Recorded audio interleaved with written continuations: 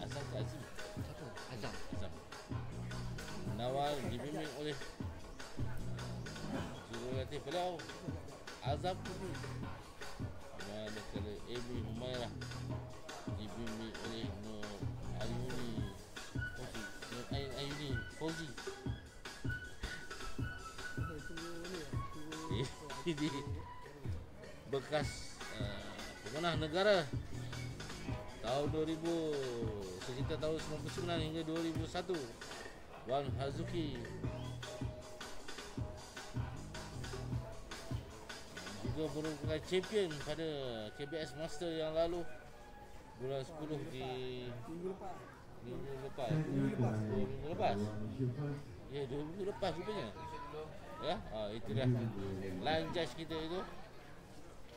Merupakan juara KBS Master kategori 50 tahun ke atas, Wan Hazuki Abdullah.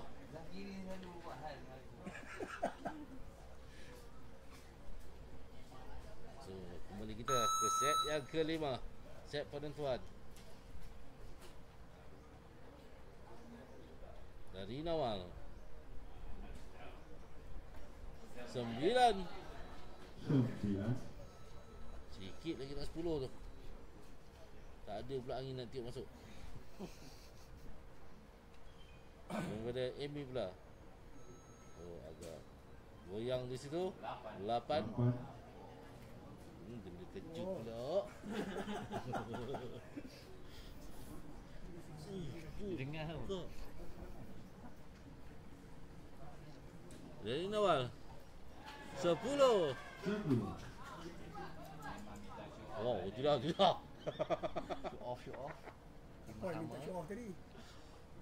Tak dia minta show off. 10 juga dari Amy. Alam bapak dia. 10-8, 10-9. So Nawal 9 sudah cukup. Dari Nawal 9. 10 menang. Apa dia perlukan? Dan 10 diperlukan oleh Amy untuk menang. Sudah 3 kali perlukan 10 dari Amy. 10. Dahsyat. Dia tak betul langsung turun lawan. Wah, goyang.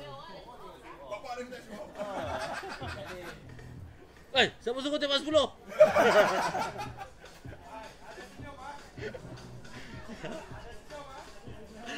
Itu dia. Yang gelabah itu. Yang gelabah itu. Balik lah kawan.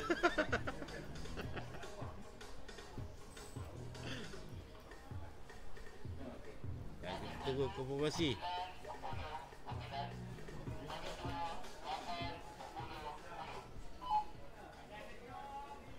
Dan dah ada confirmation daripada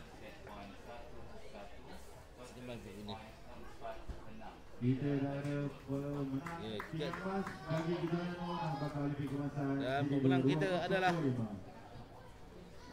penyandang pingat emas bagi siri yang kedua kejuaraan pemenang bakat Olimpik kebangsaan. Jatuh kepada Amy Humairah Raimi Yakimin dari Selangor. Manakala pingat perak